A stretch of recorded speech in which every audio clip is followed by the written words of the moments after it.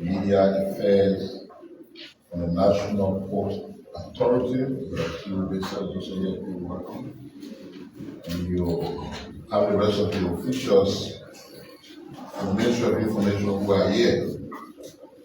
I'm going to make some comments and then David Sando will have something to say. And then we hear from Andrew.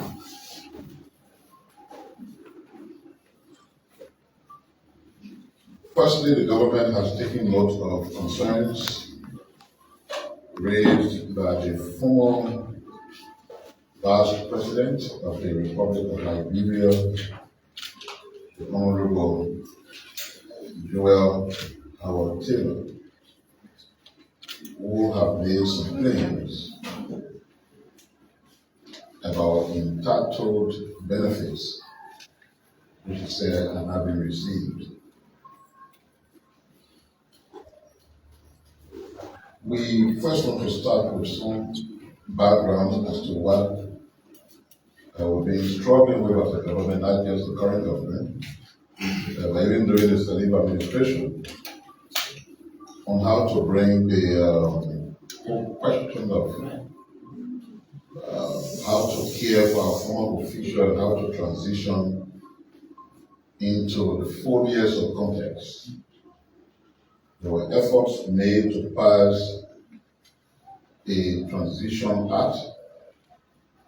I guess a lot of people chose to play politics with that, and it didn't work because we wanted to have a standardized approach towards how to treat former officials. President Waka himself is on the record for having said many times that when he was former vice president, he was receiving as little as $800 monthly as his benefit as a former vice president. And again, it was blamed on the fact that we did not put our acts together as a country to handle the transitional act that was proposed before the departure of President Senate. So on December 27, 2016, the National Legislature managed to also pass a transformative act to repeal Degree number 14 of the People's Redemption Council, and they established a legal framework for the National Social Security and Welfare Corporation. That act extended pension coverage to a broader range of government officials, including the President, the Vice President, members of the legislature, justices, and employees from various public sectors, ensuring comprehensive participation in a contributory pension scheme for all government officials or employees. The non-contributory retirement scheme was abolished as part of the 2017 pension reform.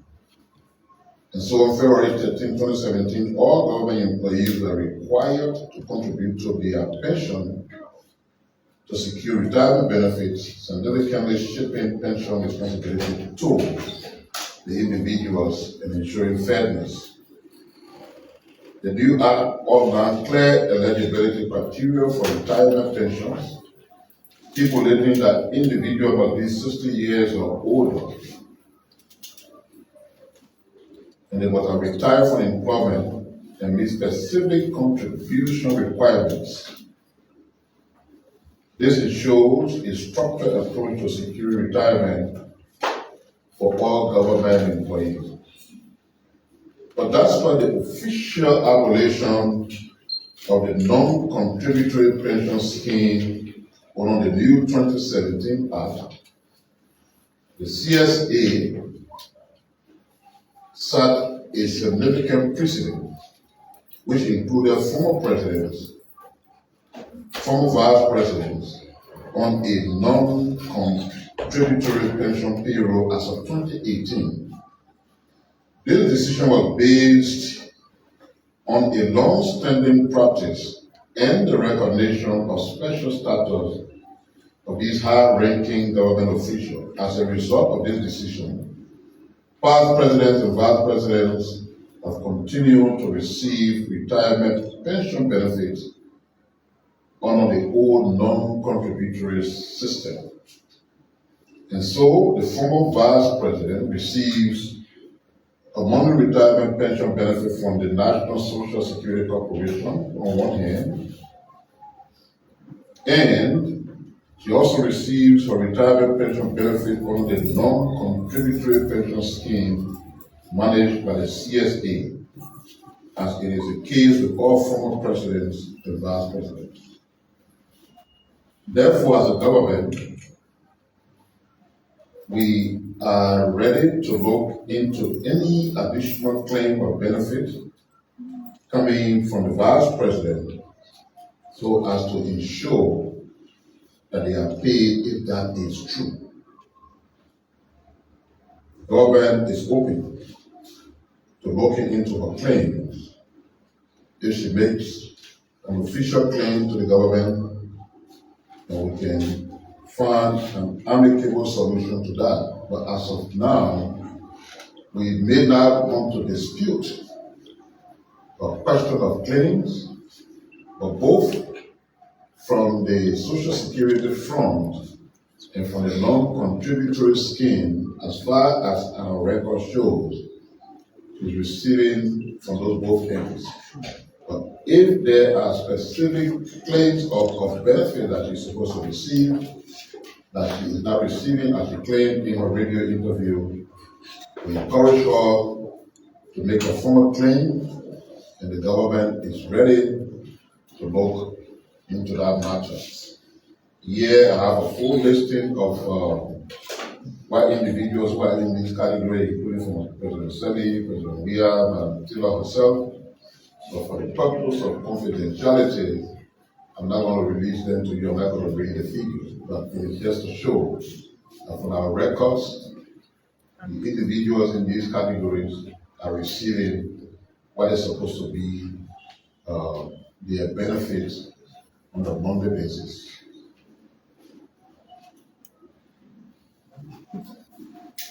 I know when we announced as a government in the past that we wanted to see a kind of revolution in how we manage our road infrastructure, we realized that most of the roads in the country are not paved, even though much progress has been made currently to ensure that we link our different capitals and have most of our roads paved. The fact remains that there are so many routes that are not paved. So in our thinking, and as it used to be in the past, where we had maintenance zones across the country, the government opted that it would provide yellow machines to re-establish those maintenance zones so that we can at all times keep our roads pliable, whether they are paved or they are dusty, or gravel as we call them. Of course, at the announcement of that initiative, there were enough noise.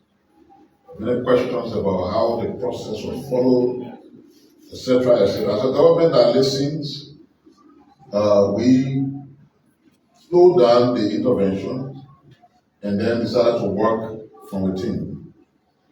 As it has already been announced and it's in the public, we chose to recommit, and the yellow machines will be made available still after a committee that was constituted by the president and chaired by the vice president has been looking into that. I have not been going into the details of cost, etc., because we want to be respectful to the honorable vice president who spearheads this initiative.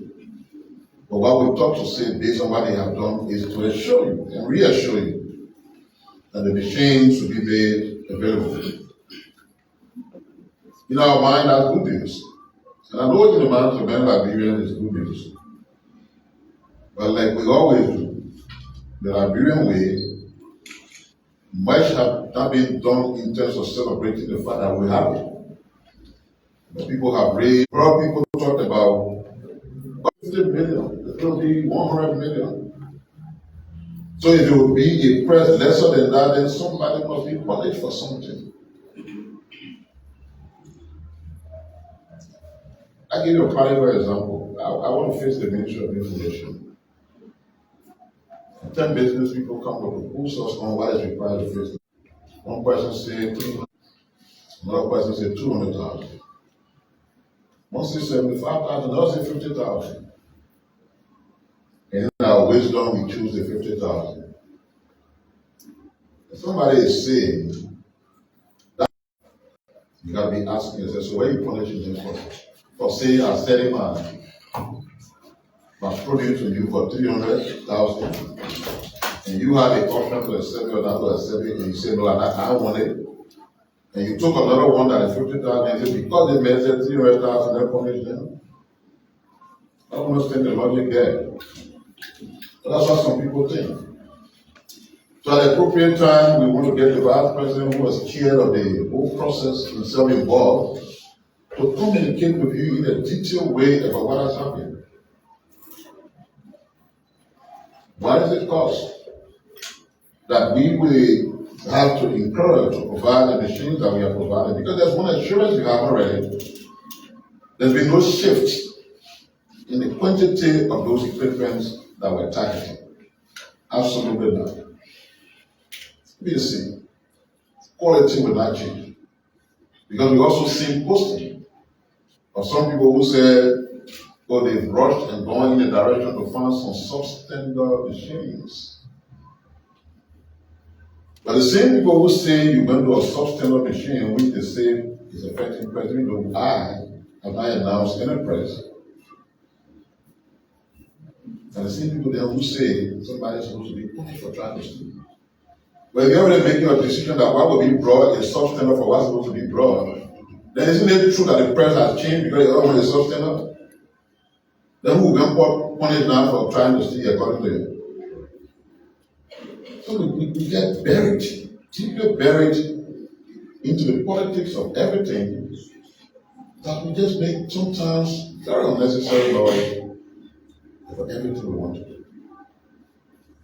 And if you notice another thing, just watch around. Those of you who are very active on social media, anytime you try to say something that represents good news, then there's some people who get extremely angry.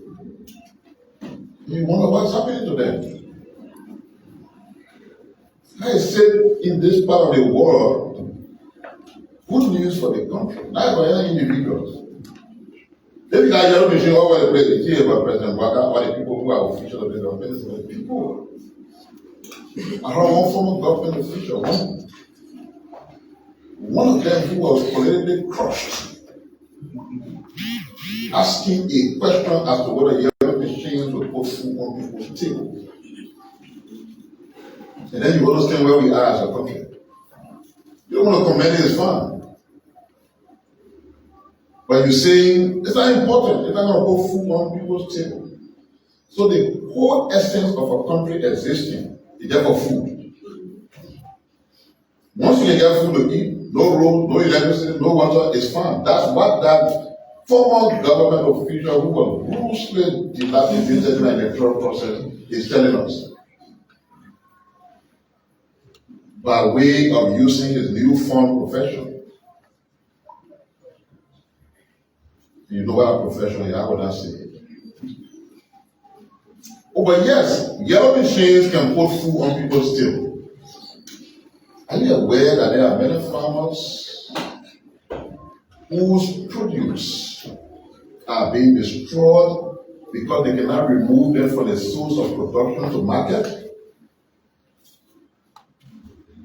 And are you not therefore aware that the yellow machines will make our roads, including farm to market road, possible?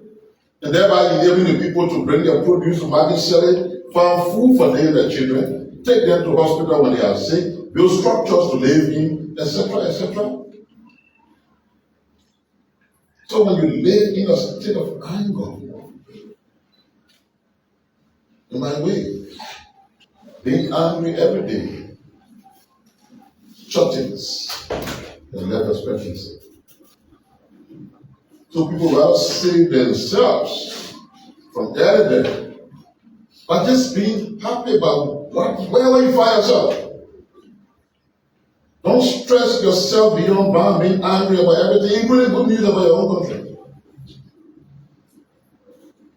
And if that's the path you've chosen, then I can assure you that you'll be angry every day.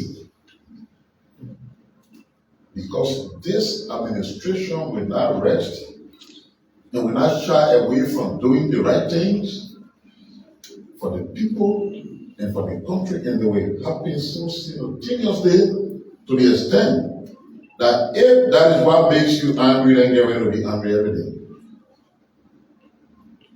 Like I said, just be mindful that it comes with consequences that affects you, affects your life. So more conversations will be held, and we'll bring up the vice president who chaired the committee that did the wonderful work. But it's just a reassurance to you. The machines are on their way. Now, people in the rural places can be assured.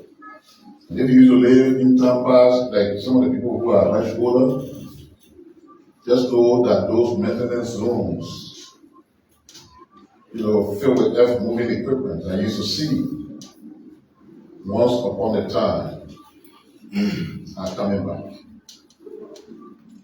And it's good news for our country. When the current management team of the National Transit Authority took over, sometimes things are happening, and sometimes people don't know that things are happening because the actors don't communicate. When the team took over the National Transit Authority, they met only 5 buses, and not new ones. They were partially functional buses, 5, only 5. But not moving. They had to repair those 5 buses, the whole entity. And we all know the history of what the National Transit Authority used to be. So they met the 5 buses, the leader repaired. They repaired them. And after that, they had another whole batch that needed spare parts to be repaired. They had to send for the spare parts abroad. They brought them. They did some repair work.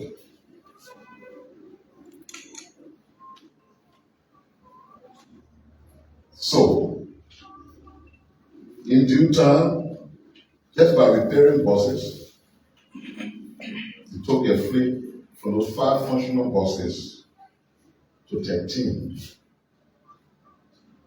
And they bought 3 brand new buses. They took it to 16.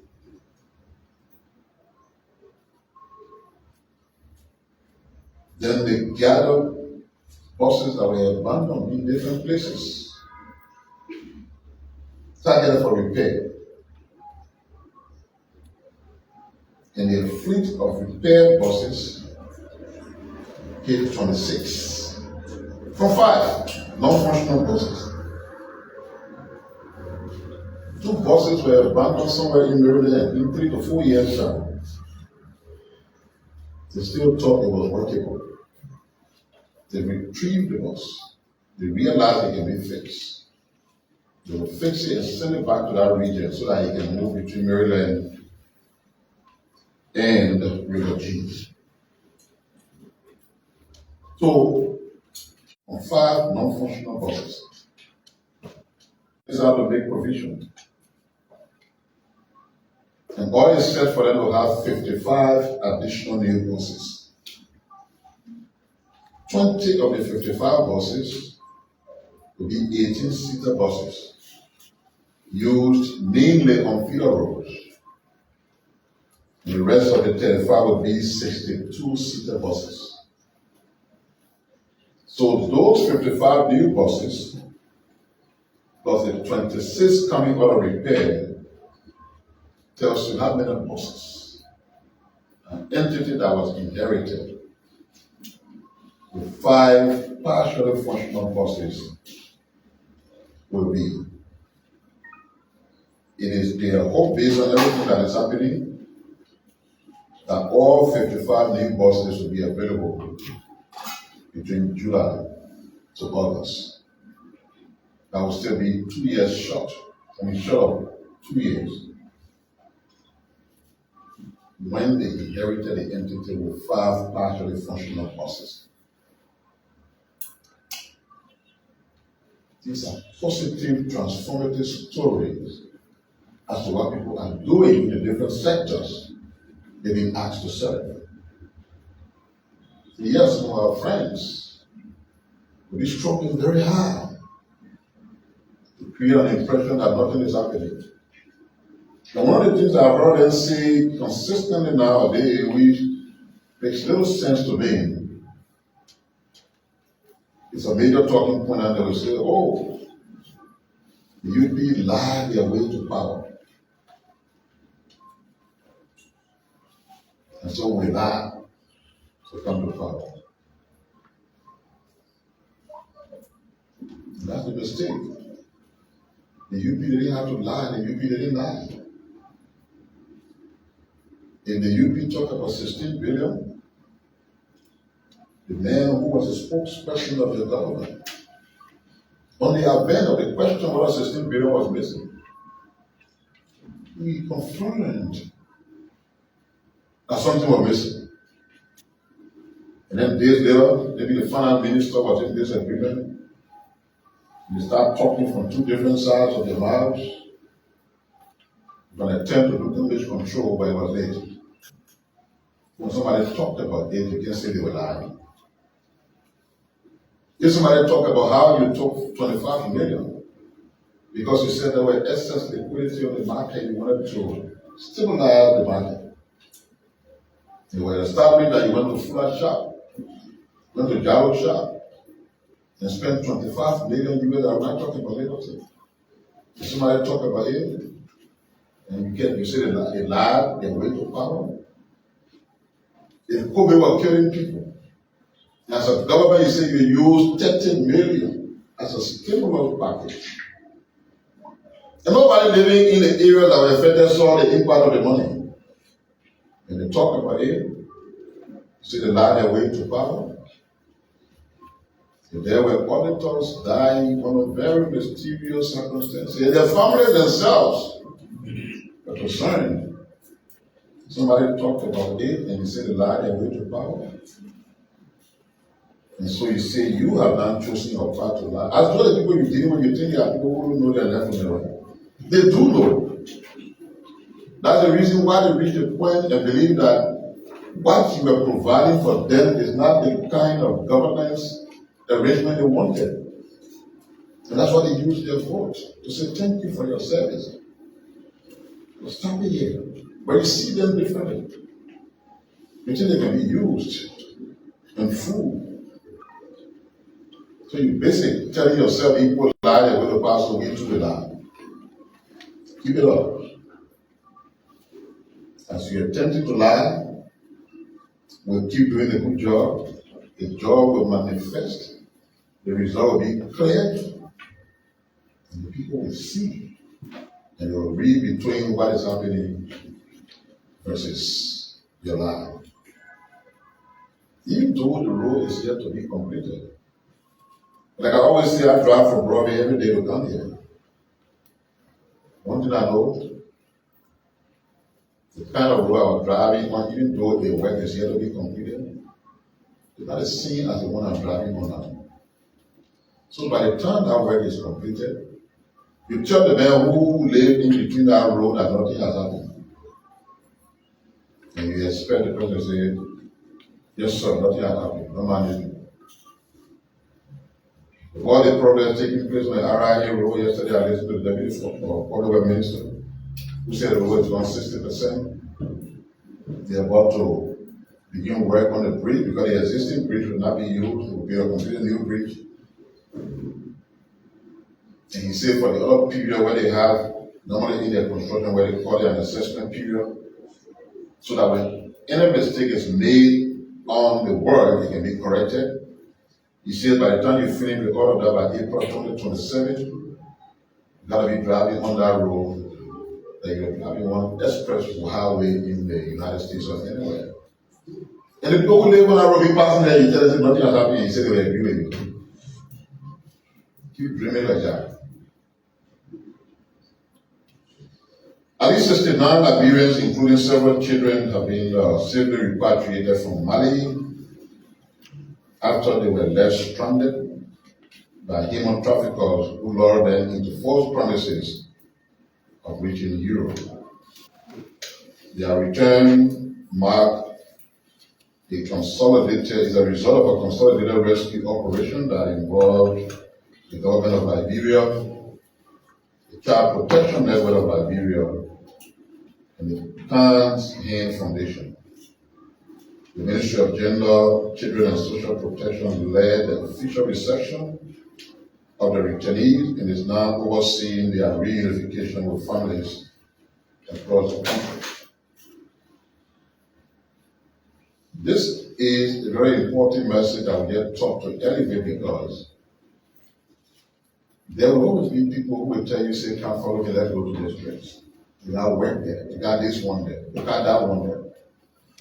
Or yeah, people crossing through Mali and other places to go to Europe.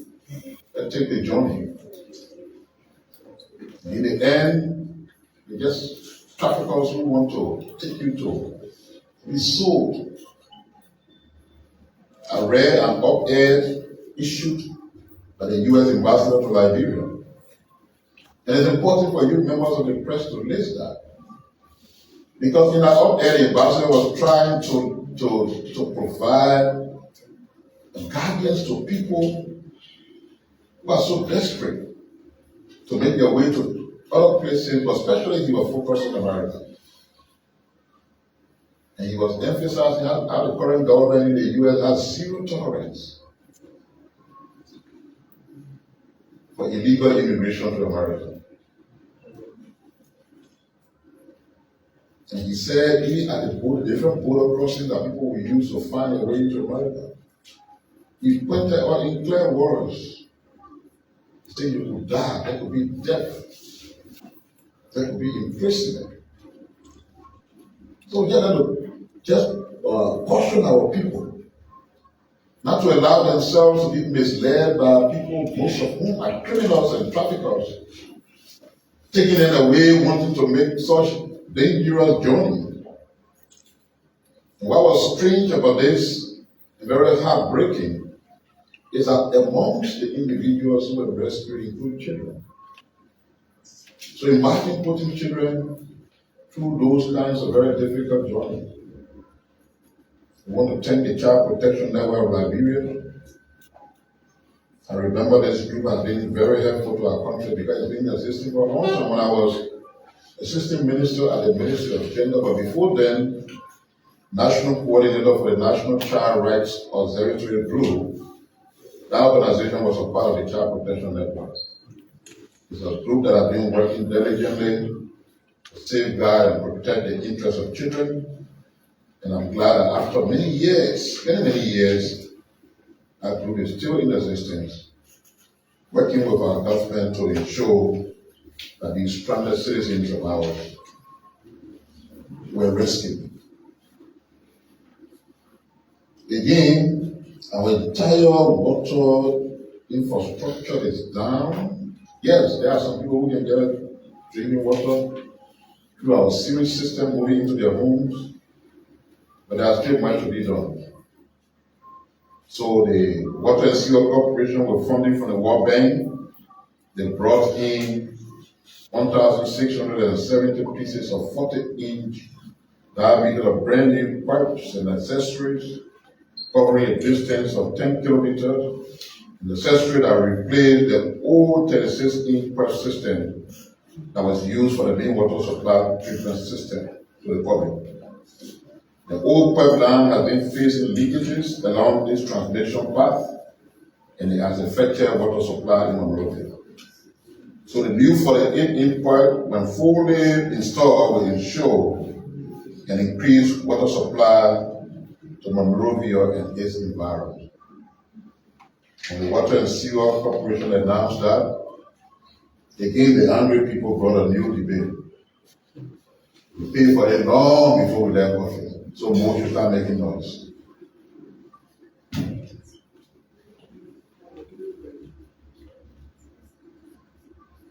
The Ministry of Commerce, in consultation with LPRC,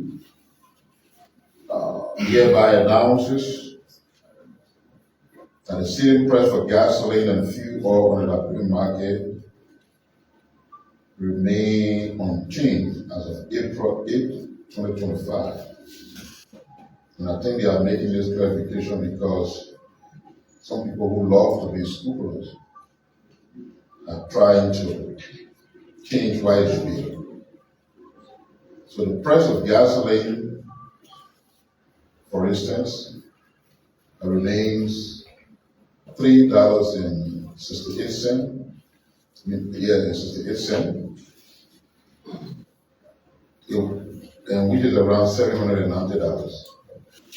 Fuel oil is $4.26, and it's around $8.50. If you go somewhere and somebody try to quote different price beyond these, raise an alarm. That means the person is trying to do the wrong thing. Lastly, I want to talk about some of the things that the National Food Authority has been doing.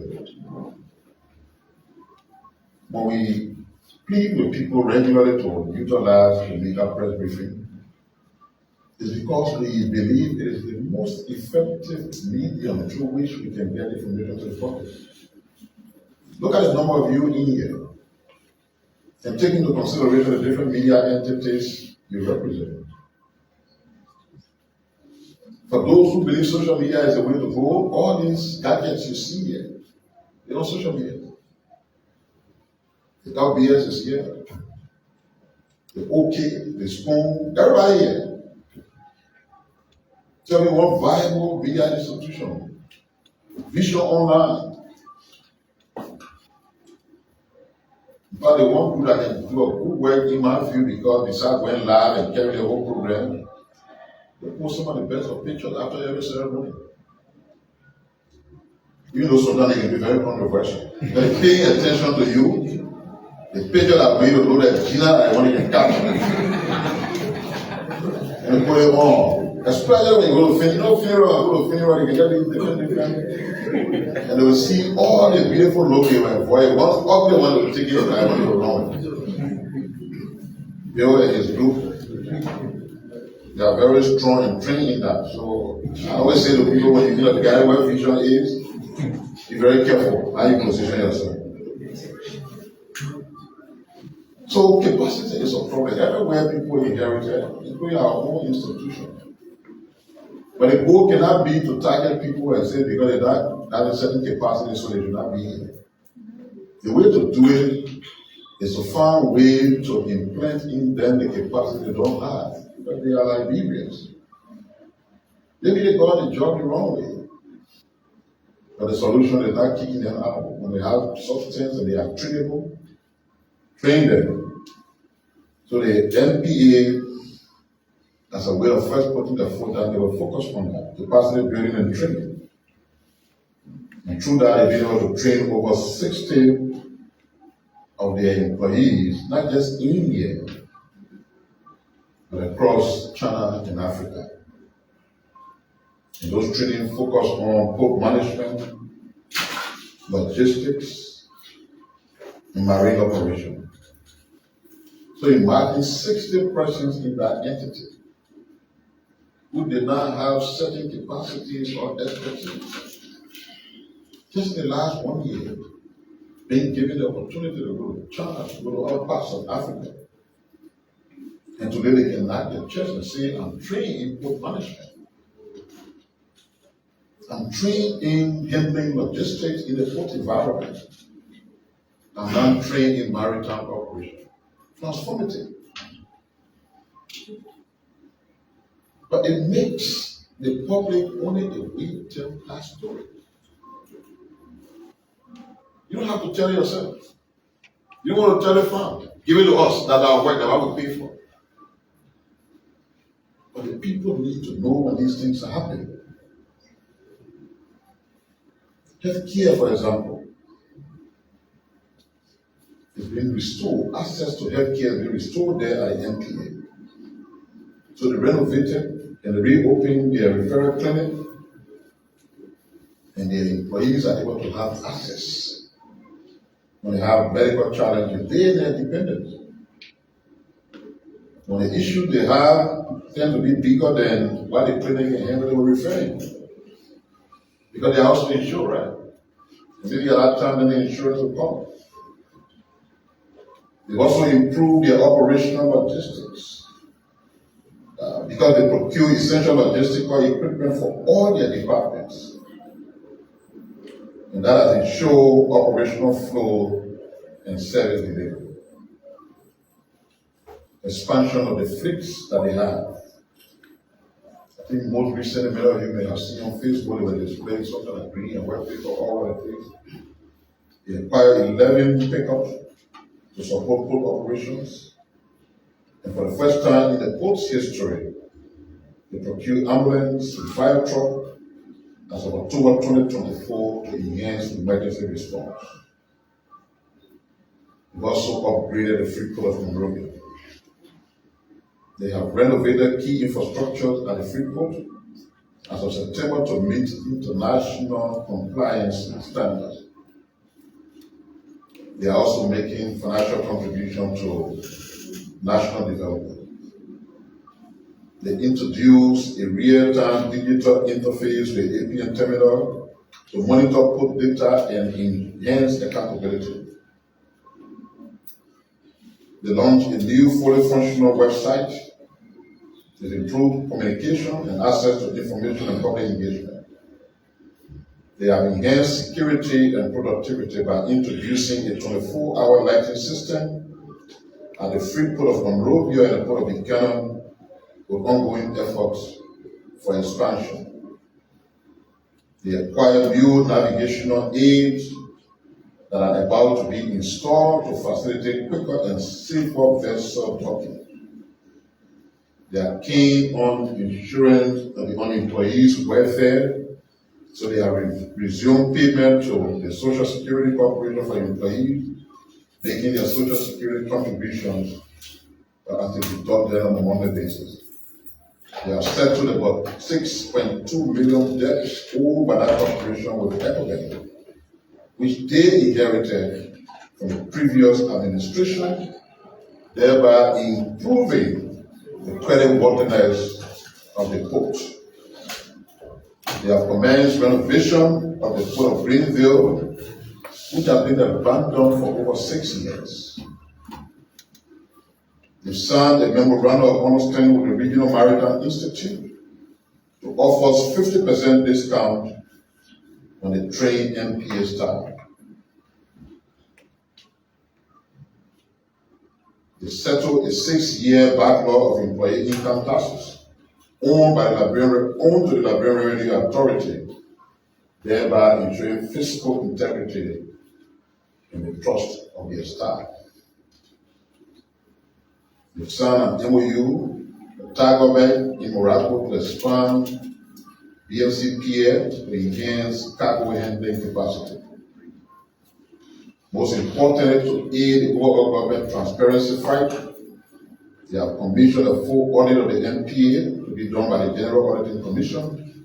That audit is currently ongoing, and it is a part of their effort to ensure transparency and accountability. Just a snapshot of happening there at the National Port Authority, which we may not be aware of, because the people tell bad news than good news. I know for the last 2 weeks or so when I was in the country, maybe the hardest story about government, of our government entity on Facebook was about the MPA. But nobody cares to just say, well, let's look at some of the good things that are happening to you. Because it's a taboo to like or talk about good things. Thank you, Mr. Sanders. Yes, sir. You want to time before while you want. So our friend from the ministry, you can spoke with saying anything, you know, say this Daniel will close things up. Welcome. Actually, that's Daniel. So we'd like to welcome you wherever you're watching, however you're watching. This is Liberia Line Television coming to you live from the Ministry of Information and Cultural Affairs and Tourism. Tuesday, 8th April 2025. The intra-government tournament is a way of bringing government employees, state enterprises, public corporations, autonomous agencies together for oneness, inclusive development through sports. In 2006, the intra-governmental tournament was established under the president of Liberia, then Ellen Johnson Sirleaf, as a way of bringing the government closer. During the intra-governmental tournament, you will see, for instance, Jeremiah Liberia will be playing on the field with the least employee at the Ministry of Information, Culture and Tourism, where you see Daniel Sano playing on the field with the least employee. At that time, you cannot distinguish who is the minister and who is a regular or a janitor. That's the essence of bringing the government closer. So at that point, the government of Liberia, the intra-governmental is also a deliverable. So with this year, we've managed to make sure that every 52 persons institutions are registered to bring it closer. So what we did was the disciplinary committee will be held by GAC, Internal Audit Agency, Liberia Anti-Corruption Corporation, NRR, Ministry of Finance and Development Planning, Ministry of Justice, and Defense Ministry. What do we mean by this? So during protest hearing, GAC now will vet who is an employee of government. NRR also is on that committee. They will also produce the ID card for people. So you cannot, by one way or other, because what we did was to allow every entity to allow 5 contractors. So if you say Peter Paul is a contractor, you must show a valid contract between you and Peter Paul, who is on a contract. And that contract will show the procedure, and that validation will also be done to know whether Peter Paul is an actual contractor at the Ministry of Youth and Sports, or as Minister of Health, or the Minister of Finance, so that no cheating is involved in the intra-governmental. So what we did also is we established validation committee. The validation committee has the civil service agency, we have LACC as well, RAA, Minister of Youth and Sports, GAC, and NRR, Minister of Finance and Development Planning. What they will do also is to validate your identity, your ID card from your employment, and every information opportunity. What we want to do is we don't want anybody who is active in the first division, in the second division, in the third division to actually play. The only exception is if you are appointed by the government of Liberia, or if the president appointed you, you will be less than 35 to play.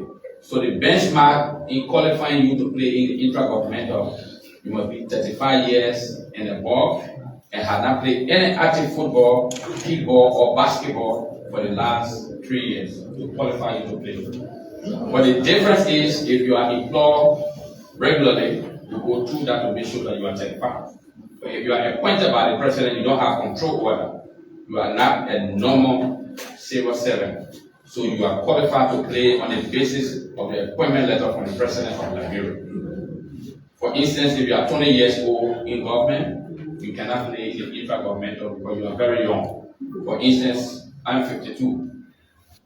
The minister might be in his 50s. If we get a 20-year-old person coming to play, you know that it's a disaster. So the benchmark we are set now is you must be 35 years and above. But the exception is those who were appointed by the president are not more in number. So yes, we can allow every ministry and agency to allow those who were appointed by the president who are less than 35 to participate in the tournament. So what we did also is to establish the appeal committee, because if you file a protest, it's not the end. The end result is the appeal committee. The appeal committee has Ministry of Foreign Affairs because they control passport. CSA is also there because they control payroll. And Finance Ministry is also there. They control payment to employees. So all this validation will also be done. They will have the technical committee. The technical committee is headed by the Minister of Defense, Minister of Defense, MCC, LCC, Legis. You know, Legis control statistics. So they are also on the technical committee to make sure that all statistics are properly done. And Legis also control the competition department, but they control statistics and they will control competition. This year we want to do the intra-governmental separately different. In the past, you will play on at the end of the tournament, they gave you a award, they gave you a trophy on the field. So what we did this year was to establish hospitality committee. And the hospitality committee will take our trophies, the awards to the ministerial complex to have an award night. And that award night will be praised by either the president of the bureau, the vice president, or some dignitaries from government where they will go and sit and we honor those who are deserving of the awards, individual awards, basketball awards, football, and keyboard. This year, unfortunately, we are not including volleyball because of some reasons that we cannot explain them because they have some issues. Once those issues are resolved, I'm sure we will bring them. But unfortunately, the tournament will be starting on the 17th of April. So we're not sure whether volleyball will be there. There will be football, there will be kickball, there will be basketball. And this year, we're also introducing marathon for older people who want to go and exercise to have marathon. 100 meter, 200 meter, 400 meter, and 800 meter at SKD Sports Complex. That process and that part of it will be also handled by the Assistant Minister for Sports, Mr. Murphy Gray. As you are also aware, Mika is the chairperson on the Media and Publicity Committee. Deputy Minister Daniel Sano has been doing a very good job to talk about the intra-governmental every time. He's co-chaired by LBS, MPA, and a few other people on that committee. But Mika is also the chair, so they have been doing exceptionally well to inform the public about the intra-governmental. Like I said before, the intra-governmental is a deliverable of the government abroad, managed by the Ministry of Defense Sports. But this year we have consolidated all ministries, agencies, public corporations to also be a part, so that everybody is involved on all the committees to make sure that all hands are on deck, to make sure that the intra-governmental is successful, peaceful, and to bring peace, unity, inclusive development to schools. So we will stay here, probably there will be a few questions to answer, but last year we could not play because the government had just transitioned. In 2023, those who won the league, as you are aware, Maritime won the football category of the 2023, and MPA won the keyboard category, NASCO won the basketball category, and Minnesota State won the volleyball category. So, just okay.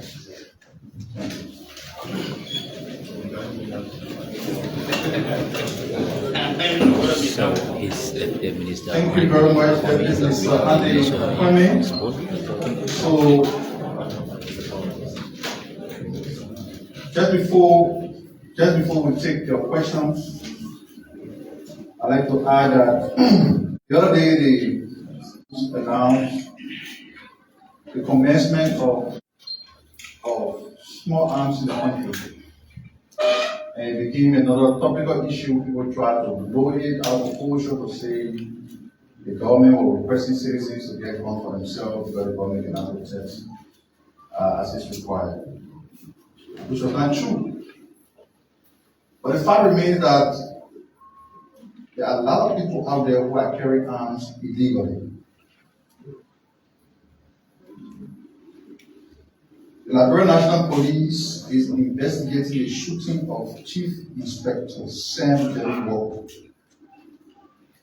Inspector Walker was attacked on April 5th during the evening hours at the Jerusalem Community Junction in Mambake area. Officer Walker sustained gunshot wounds and left his left leg after the attack, and he is currently seeking medical attention at a medical facility. So far, one person has been arrested in connection with the incident. That person is ongoing investigation.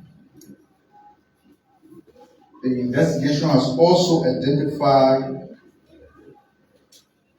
Prince Willie as one of the suspects who was involved in the attack.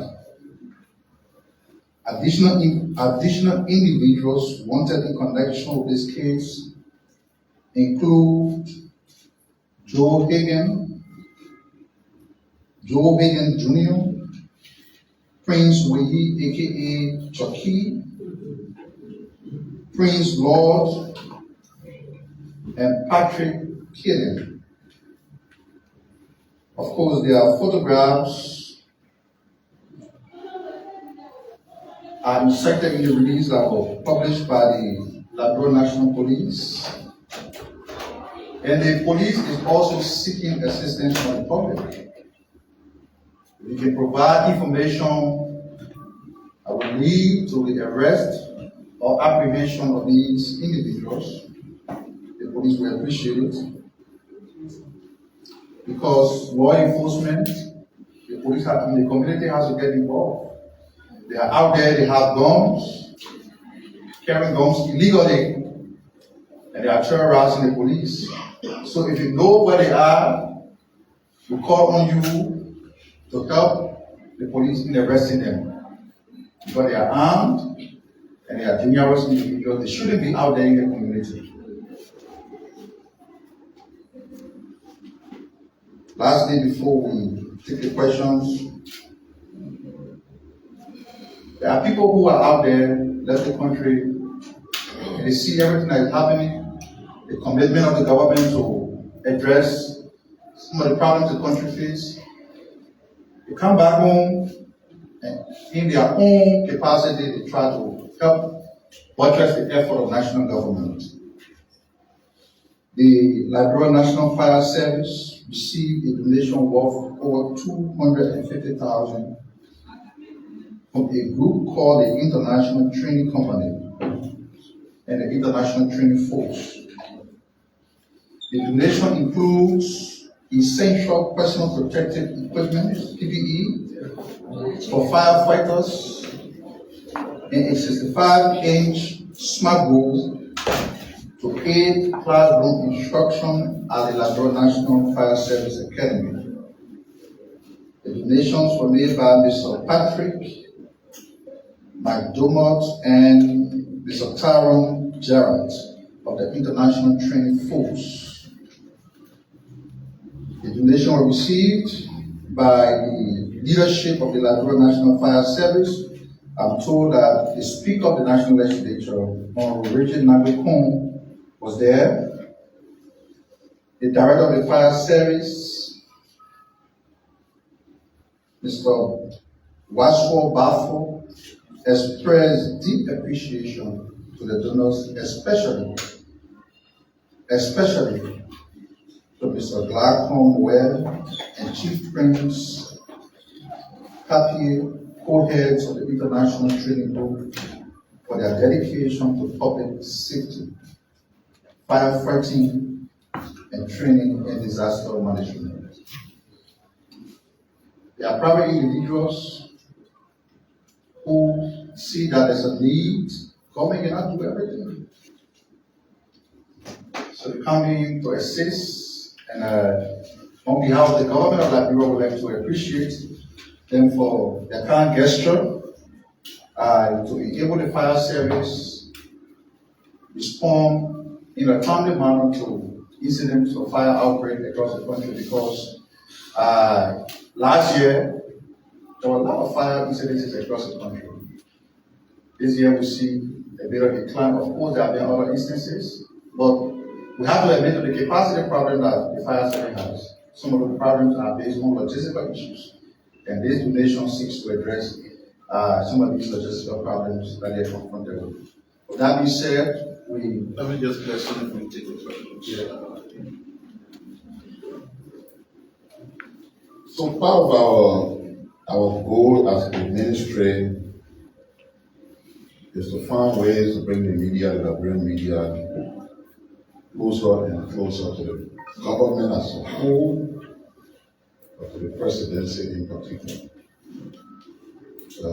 We are hoping that there will be times when the president will have to sit with senior media executives to have chit chats and other different forms of engagements. But we wanted to start the engagement first on a soft social note. So on Thursday, which is this coming Thursday the 10th, we will be hosting the Ministry of Information, Cultural Affairs and Tourism, along with the Ministry of State for Presidential Affairs. We will host what we call the annual Presidential Media Dinner. They will bring together media leaders and executives together with the president and key officials of the ministries named, as well as other important government officials like the Speaker, the Pro Tem, Chief Justice, and others, for a night of dinner at the ministerial complex, the EJS ministerial complex. We intend to make it a memorable occasion, since it's the first from President Waka. Invitations are going out as Nika reporters. You're here, the president. I know you're having a coup here the other time, I don't know why it is now, but whoever is the president is entitled to that recognition. They will have the chance to be formally seated representing Nika reporters. But at the same time, because the program needs coverage, all of you here who normally cover the Ministry of Information will have to be there to cover the program.